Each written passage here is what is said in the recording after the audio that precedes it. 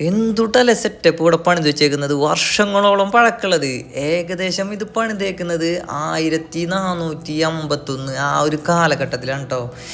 എന്തുട്ടല്ലേ ഒരു ജാളി വർക്കിൽ ചെയ്ത് വെച്ചേക്കുന്നത്. പുറത്തേക്കുള്ള കാഴ്ച എന്ന് പറഞ്ഞു കഴിഞ്ഞാൽ ഒന്നും പറയാനില്ല. ഒരു വാട്ടർ ബോഡി തന്നെ സെറ്റ് ചെയ്തിട്ടുണ്ട്. 32 ഏക്കർ സ്ഥലമാണ് മൊത്തത്തിൽ. അതിൽ 17 ഏക്കർ ഈ വാട്ടർ ബോഡിയാണ് കേട്ടോ. ഇതെന്തുട്ട സംഭവം എന്നല്ലേ, എല്ലാം ഞാൻ ഡീറ്റെയിൽ ആയിട്ട് പറഞ്ഞുതരാം. മറക്കാതെ ചാനലൊന്ന് സബ്സ്ക്രൈബ് ചെയ്തോട്ടോ. ഇങ്ങനെയുള്ള ചരിത്ര നിർമ്മിതികളായിരിക്കും കേട്ടോ നമ്മുടെ ചാനലിൽ വരാം. അപ്പോൾ എല്ലാവരും ചാനലൊന്നും സബ്സ്ക്രൈബ് ചെയ്യുക, ബെൽ ബട്ടണും ഒന്ന് അടിച്ചു പൊടിച്ചേക്കാം കേട്ടോ. ഹലോ ഗൈസ്, എല്ലാവർക്കും നമ്മുടെ പുതിയൊരു വീഡിയോയിലേക്ക് സ്വാഗതം. അപ്പോൾ ഞാൻ ഇന്ന് നിങ്ങളെ കൊണ്ടുപോകുന്നത് എവിടേക്കാന്ന് വെച്ച് കഴിഞ്ഞാൽ അഹമ്മദാബാദിൽ നിന്ന് 8 കിലോമീറ്റർ അകലെ സ്ഥിതി ചെയ്യുന്ന ഏറ്റവും വലിയ ചരിത്ര സ്മാരക സമുച്ചയങ്ങളിൽ ഒന്നായ സർക്കേജ് റോസ കാണാനായിട്ടാണ് കേട്ടോ കൊണ്ടുപോകുന്നത്. റോസ എന്ന് പറയുന്നത് ശവകുടീരാണ് കേട്ടോ. ഇതിൻ്റെ കൂടെ ഒരു മസ്ജിദും ഉണ്ടാവും. നമ്മൾ അതിൻ്റെ ഫ്രണ്ടിലാണ് നിൽക്കുന്നത് കേട്ടോ. ഇവിടേക്ക് വരുമ്പോൾ തന്നെ നമുക്ക് ആ ഒരു സൂചനകളൊക്കെ കിട്ടും. ഇതൊരു ശവകുടീരമാണ് എന്നതിൻ്റെ സൂചനാപരമായിട്ട് ഫ്രണ്ടിൽ തന്നെ 2 സൈഡിലുമായിട്ട് ഇങ്ങനെ ശവക്കല്ലറകൾ നമുക്കിവിടെ കാണാനായിട്ട് വരും കേട്ടോ. നല്ല രീതിയിൽ മെയിൻറ്റെയിൻ ചെയ്യുന്നുണ്ട്. പിന്നെ ആരുടെയും പേരോ കാര്യങ്ങളോ ഒന്നും അവിടെ കൊത്തി വെച്ചതായിട്ട് എനിക്ക് കാണാൻ പറ്റിയിട്ടില്ല. പിന്നെ അങ്ങോട്ട് കയറി ചെന്നാൽ അവിടെ ഉണ്ടോ എന്നുള്ളത് അറിയില്ല കേട്ടോ. ഇവിടെ ഗേറ്റൊക്കെ ഇങ്ങനെ അടച്ചിട്ടായിരുന്നു. ഞാൻ പുറത്തുനിന്നാണ് ഷൂട്ട് ചെയ്യുന്നത്. അങ്ങനെ നമ്മൾ നേരെ റോസയുടെ എൻട്രിയിലേക്കാണ് കേട്ടോ നമ്മൾ പോകുന്നത്. അങ്ങനെ ചെല്ലുമ്പോൾ തന്നെ ഈ ഒരു സാധനം, ഈ ജാളി വർക്ക് അതൊന്നും നോട്ട് ചെയ്ത് ചോട്ടെ. ഞാൻ ഉള്ളിലേക്ക് എന്നിട്ട് നിങ്ങൾക്ക് ഡീറ്റെയിൽ ആയിട്ട് അതിനെക്കുറിച്ചൊന്ന് കാണിച്ചു തരാം. പറയുന്നതിൽ നല്ലതല്ലേ കാണിച്ചു തരുന്നത്. അങ്ങനെ പിന്നെ ഞാൻ ആ എൻട്രിയിലേക്ക് ഒന്നും കൂടി അവിടെ നിന്ന് പരത്തി നോക്കിയപ്പോൾ ഒരു സാധനം എൻ്റെ കണ്ണിൽ വിട്ടു കേട്ടോ. തൃശ്ശൂർക്കാരുടെ അഭിമാനമായ ജോയ ലൂക്കാസ് ആണ് കേട്ടോ. ദാ കണ്ടോ, എന്താല്ലേ നമ്മുടെ സിഗ്നേച്ചർ അങ്ങ് ഗുജറാത്തിലും ഉണ്ടെന്ന് പറയുന്ന പോലെ ആ ഒരു ക്ലോക്ക്. പിന്നെ ഈ ഒരു റോസയിലേക്ക് നമ്മൾ എൻട്രി ചെയ്യുമ്പോൾ കാൽമുട്ടിന് താഴേക്കുള്ള വസ്ത്രം ധരിച്ചിട്ട് വേണം കേട്ടോ അകത്ത് കയറാൻ. ഒരു തവണ ആർച്ചയുമായിട്ട് വന്നപ്പോൾ ഇറക്കക്കുറവുള്ള ഡ്രസ്സ് എന്ന് പറഞ്ഞിട്ട് നമ്മളവിടെ തടഞ്ഞു വെക്കേണ്ടായിട്ടോ. പിന്നീട് അവർ തന്നെ നമുക്കൊരു ഷാൾ പോലത്തെ തന്ന് ആർച്ചയോട് അതങ്ങനെ മുണ്ടെടുക്കുന്ന പോലെ എടുത്തിട്ട് അകത്ത് കയറാനായിട്ട് അവർ പറഞ്ഞു. കുഴപ്പമൊന്നും ഉണ്ടായിരുന്നില്ല. പിന്നെ തലയിലിടാനൊരു തട്ടവും കൂടി അവർ തന്നിട്ടുണ്ടായിരുന്നു കേട്ടോ. അപ്പോൾ ഇങ്ങോട്ട് വരുന്നവർ അതൊക്കെ ഒന്ന് ശ്രദ്ധിക്കുക. പിന്നെ അതാ കയറി വരുമ്പോൾ തന്നെ ഇതാണ് നമ്മുടെ ആ ഒരു മാസ്റ്റർ ഐറ്റം എന്ന് പറയാനായിട്ട്. എന്ത് രസമാണെന്ന് അറിയാം കാണാനായിട്ട്. 16 പില്ലറുകളാണ് കേട്ടോ ഈ ഒരു വിശ്രമിക്കാനുള്ള ഈ ഒരു ഏരിയയിൽ അവർ ചെയ്തു വെച്ചേക്കുന്നത്. നല്ല അടിപൊളിയായിട്ട് ചെയ്തിട്ടുണ്ട്. പിന്നെ ഇങ്ങോട്ട് വരുമ്പോൾ തന്നെ ഞാൻ പറഞ്ഞിട്ടായിരുന്നു ഫുള്ള് ചാളി വർക്ക്. അതിൻ്റെ ഒരു കരവിരുത് തന്നെ നമുക്കിവിടെ കാണാനായിട്ട് കിട്ടും. ഈ ഒരു ഇതിനെക്കുറിച്ച് പറയുമ്പോൾ അഹമ്മദാബാദിൻ്റെയും ഗുജറാത്തിൻ്റെയും ഏറ്റവും യഥാർത്ഥ വാസ്തുവിദ്യ സമുച്ചയങ്ങളിൽ ഒന്ന് തന്നെ വേണം ഇതിനെ പറയാനായിട്ട് കേട്ടോ. പേർഷ്യയിൽ നിന്നുള്ള ഇസ്ലാമിക ശൈലീപരമായ സ്വാധീനങ്ങളും അതുപോലെ തന്നെ ഹിന്ദു ജൈന വാസ്തുവിദ്യ സവിശേഷതകളുമായിട്ട് സംയോജിപ്പിച്ച് ഇന്തോ സർസനിക് ശൈലിയിലുള്ള വാസ്തുവിദ്യ രൂപപ്പെടുത്തിയ ഒരു അത്ഭുത നിർമ്മിതി എന്ന് തന്നെ വേണം ഇതിനെ പറയാനായിട്ട് കേട്ടോ. അത് ഈ ഒരു പഴയ കാലത്ത് ആ ഒരു ഇസ്ലാമിക സംസ്കാരത്തിൻ്റെ ഏറ്റവും വലിയ ഒരു ഉദാഹരണം തന്നെയാണ് ഈ ഒരു സർക്കേജ് റോസ എന്ന് പറയുന്നത് കേട്ടോ. ഇവിടെ വരുമ്പോൾ നമുക്കത് കറക്റ്റായിട്ട് ഫീൽ ചെയ്യാനായിട്ട് പറ്റും കേട്ടോ. ഇത് പള്ളിയുടെ ഒരു ഭാഗമാണ് കേട്ടോ. ഇങ്ങോട്ട് കയറുമ്പോഴും നന്നായി ശ്രദ്ധിക്കണം. ഇവിടെ ബോർഡുകൾ വെച്ചിട്ടുണ്ട്. മോഡലിംഗ് ഫോട്ടോഷൂട്ടൊന്നും ഇവിടെ അലൗഡ് ചെയ്യില്ല. അതുപോലെ തന്നെ സിനിമയ്ക്ക് വേണ്ടിയിട്ടോ അല്ലെങ്കിൽ ഷോർട്ട് ഫിലിമോ അങ്ങനത്തെ കാര്യങ്ങൾക്കൊന്നുള്ള ഫോട്ടോഷൂട്ടൊന്നും ഇവിടെ അലൗഡ് അല്ല കേട്ടോ.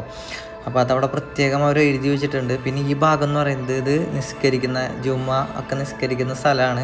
പിന്നെ പെരുന്നാൾ, ഇപ്പോൾ ആ വലിയ പെരുന്നാൾ കഴിഞ്ഞു. അപ്പോൾ ആ ഒരു ബക്രീദ് ടൈമിലൊക്കെ ഇവിടെ എല്ലാവരും കൂടിയിട്ട് ഒരുമിച്ച് നിന്ന് നിസ്കരിക്കുന്ന ഒക്കെ ഗംഭീര ഒരു ഫീൽ തന്നെ കിട്ടും കേട്ടോ. ഈ ഒരു കോമ്പൗണ്ടിനകത്ത് നോക്കിയാൽ നിങ്ങൾ ഒന്ന് ആലോചിച്ച് നോക്ക്, ഇമാജിൻ ചെയ്ത് നോക്ക്. ഞാൻ വേണമെങ്കിൽ അതിൻ്റെ ഒരു ഫോട്ടോ നിങ്ങൾക്ക് ഇവിടെ കാണിച്ചു തരാം. ഒരുപാട് ആളുകൾ വിശേഷ ദിവസങ്ങളിൽ ഇവിടെ നിസ്കാരത്തിനൊക്കെ ആയിട്ട് വരുന്നുണ്ട് കേട്ടോ. അപ്പോൾ ആ ഒരു ഭംഗി അത് ആ ടൈമിൽ വന്നു കഴിഞ്ഞാൽ നിങ്ങൾക്കിവിടെ കാണാനായിട്ട് പറ്റും. പിന്നെ നമ്മൾ ഈ പോകുന്നത് എവിടേക്കാന്ന് വെച്ച് കഴിഞ്ഞാൽ ഇവിടുത്തെ ഏറ്റവും മനോഹരമായൊരു വ്യൂ പോയിൻ്റ് ആണ് കേട്ടോ. ഇവിടെ ഈ സർക്കേജ് റോസിൽ വന്നു കഴിഞ്ഞാൽ ഈ ഭാഗത്തേക്ക് എന്തായാലും നിങ്ങൾ വന്നിരിക്കണം. എന്ന് വെച്ചാൽ ഇവിടുത്തെ കാഴ്ച എന്ന് പറയുന്നത് ഔട്ട്സ്റ്റാൻഡിങ് ആണ്. അപ്പോൾ ഇതാണ് നമ്മൾ ആ പറഞ്ഞ് നിസ്കരിക്കുന്ന ആ ഭാഗം. അവിടെ നിന്ന് ഇങ്ങോട്ടുള്ള കാഴ്ച നിങ്ങൾ നോക്കിയേ. ഇതാണ് കേട്ടോ. ഇവിടെ ഇരിക്കാനുള്ള സൗകര്യമുണ്ട്. അതുപോലെ തന്നെ നമുക്ക് ഇറങ്ങി ചെല്ലാനുള്ള സൗകര്യം കേട്ടോ ഈ വെള്ളത്തിലേക്ക്. പിന്നെ ഇതിങ്ങനെ കാണുമ്പോൾ വലിയ താഴ്ചയുള്ള ഒരു തടാകമായിട്ട് കണക്കാക്കണം കേട്ടോ. എന്താണെന്ന് വെച്ച് കഴിഞ്ഞാൽ ഇവിടേക്ക് ഞാൻ വേനൽക്കാലത്ത് വന്നിട്ടുണ്ട്. അപ്പോൾ വെള്ളം ഒന്നും ഉണ്ടായിരുന്നില്ല. ഇവിടെ കുട്ടികളൊക്കെ കളിക്കുന്ന ഏകദേശം ഒരു ഫ്ലാറ്റായിട്ടുള്ളൊരു അടിഭാഗമാണ് കേട്ടോ. അതായത് ഒരു ഗ്രൗണ്ട് പോലൊക്കെ ഫീൽ ചെയ്തു. ശരിക്കും കുട്ടികളൊക്കെ കളിക്കുമായിരുന്നു. ക്രിക്കറ്റും ഫുട്ബോളൊക്കെ കളിക്കുന്ന ഒരു സ്ഥലമാണ് കേട്ടോ ഇത്. അപ്പോൾ ആ ഒരു വെള്ളം ഫുള്ള് വറ്റിക്കഴിഞ്ഞാൽ കളിക്കാനുള്ള ഒരു അടിപൊളി ഗ്രൗണ്ടായിട്ട് കിട്ടും. അപ്പം മനസ്സിലായിട്ടുണ്ടാവല്ലോ അതിൻ്റെ ഭൂഘടന എങ്ങനെയായിരിക്കും എന്നുള്ളത്. പിന്നെ ഇവിടെ വരുമ്പോൾ തന്നെ നമുക്ക് കുറേ കമാന രൂപങ്ങൾ ഇവിടെ കാണാൻ പറ്റും. ഈ മിനാരങ്ങൾ അതും വെറൈറ്റി ഡിസൈനുകളിൽ ചെയ്തു വെച്ച സംഭവങ്ങളല്ലേ. പണ്ട് കാലത്ത് ഇതൊക്കെ എങ്ങനെയായിരിക്കും പണിതുണ്ട് നിങ്ങളൊന്ന് ചിന്തിച്ച് നോക്കിയേ. അതും അടിപൊളിയായിട്ട് വളരെ മനോഹരമായിട്ട് തന്നെയാണ് ചെയ്തു വെച്ചേക്കുന്നത്. പിന്നെ ഈ ഒരു കാഴ്ച എന്ന് പറയുന്നത് അത് വേറെ ലെവലാണ് കേട്ടോ. നിങ്ങൾ ഈ കാഴ്ചകൾ കാണുന്നതിൻ്റെ കൂടെ തന്നെ ഇവിടുത്തെ ചരിത്രപ്രധാനമായ ചെറിയൊരു കഥ കൂടി ഞാൻ നിങ്ങൾക്കൊന്ന് പറഞ്ഞുതരാം കേട്ടോ. ഈ അഹമ്മദാബാദ് സ്ഥാപിതമായ സമയത്തുണ്ടല്ലോ, സർക്കേജിൽ പ്രധാനമായിട്ടും താമസിച്ചു വന്നിരുന്നത് നീലം ചായം പൂശുന്നവരും അതുപോലെ തന്നെ നെയ്ത്തുകാരുമാണ് കേട്ടോ ഈ സർക്കേജിൽ, അതായത് ഈ മക്കർബ എന്ന് പറയുന്ന ഗ്രാമത്തിൽ താമസിച്ചിരുന്നത്. അപ്പോൾ വളരെ ആദരണീയനായ ഒരു സൂഫി സന്യാസിയായ ഷെയ്ഖ് അഹമ്മദ് ഗട്ടു ഈ സർക്കേജിൽ വന്ന് താമസിക്കുകയും അവിടെ പുള്ളിയുടെ അവസാന നിമിഷങ്ങൾ സ്പെൻഡ് ചെയ്യാനായിട്ട്, അതായത് ആ ഒരു ജീവിതത്തിൻ്റെ അവസാന കാലഘട്ടം ഇവിടെ ചിലവഴിക്കാനായിട്ട് പുള്ളി തീരുമാനിക്കുകയാണ്. അങ്ങനെയാണ് ഈ സ്ഥലത്തിൽ ഫേമസ് ആയി വന്നത്. പിന്നെ ഉണ്ടല്ലോ ഈ നിസ്കരിക്കുന്ന ഈ ഭാഗത്ത് ചെറിയ ഇങ്ങനെ ഒരു കിണർ പോലത്തെ ഒരു സംഭവം ടാങ്കാണെന്നാണ് എനിക്ക് തോന്നുന്നത് കേട്ടോ. എന്താണെന്ന് കറക്റ്റ് മനസ്സിലായില്ല. പക്ഷേ ഇതിനകത്ത് വെള്ളമുണ്ട്. അത് വളരെയധികം മലിനമായിട്ട് കിടക്കുന്നതായിട്ട് കണ്ടപ്പോൾ ഒത്തിരി വിഷമമായി. എന്താ വെച്ചാൽ ഇത്രയും അടിപൊളിയായിട്ടുള്ളൊരു സ്ഥലത്ത് ആ വെള്ളത്തിൽ ക്ലീനായിട്ടൊക്കെ കിടക്കുകയാണെന്നുണ്ടെങ്കിൽ അടിപൊളിയായിരിക്കില്ലേ. പിന്നെ ഇവിടെ ഒരു ആൾമറയില്ലാത്തൊരു കുഴിയുണ്ട്, അത് അവരടച്ചു വെച്ചേക്കാണ്. പിന്നെ ഇവിടെ വേറൊരു ഓപ്പണിങ് കൂടി ഉണ്ട് കേട്ടോ. ഗ്രില്ലൊക്കെ ഇട്ടിട്ടുണ്ട്, പക്ഷെ അത് ആളുകൾ കുപ്പിയും വേസ്റ്റൊക്കെ ഇട്ടിട്ട് നശിപ്പിച്ച് വെച്ചേക്കാണ്. എന്താ അല്ലേ, ഇത്രയും അടിപൊളി സ്ഥലത്ത് അത് കണ്ടതിൽ എനിക്ക് വളരെയധികം വിഷമമായി. അങ്ങനെ നമ്മൾ പറഞ്ഞു വന്നത് സൂഫി സന്യാസിയുടെ കാര്യമാണ്, അതായത് ഷെയ്ഖ് അഹമ്മദ് ഗട്ടു. അങ്ങനെ പുള്ളി ഇവിടെ വന്ന് താമസിച്ചതിന് ശേഷമാണ് കേട്ടോ ഈ ഒരു ഭാഗത്തിലൂടെ പ്രശസ്തമായി വന്ന തന്നെ. പിന്നെ അഹമ്മദാബാദ് സ്ഥാപിച്ചതും മുസാഫിർ രാജവംശത്തിൽപ്പെട്ടതുമായ സുൽത്താൻ അഹമ്മദ് ഷായുടെ ഉപദേഷ്ടാവായിരുന്നു ഈ ഷെയ്ഖ് അഹമ്മദ് ഗട്ടു കേട്ടോ. പുള്ളി ഞാൻ പറഞ്ഞില്ലേ പുള്ളിയുടെ അവസാന കാലഘട്ടം, അതായത് പുള്ളി മരിക്കുന്നത് 111ാമത്തെ വയസ്സിലാണ് മരിക്കുന്നത്. അതായത് ഏകദേശം 1449 CE പുള്ളി മരണം അടഞ്ഞത്. അപ്പോൾ അന്നത്തെ ആ ഒരു ഭരണാധികാരി മുഹമ്മദ് ഷാ പുള്ളിയുടെ സ്മരണയ്ക്കായിട്ട് ഈ റോസ ഇവിടെ നിർമ്മിക്കുകയാണ് ഉണ്ടായത് കേട്ടോ. റോസ എന്ന് പറയുന്നത് ശവകുടീരം.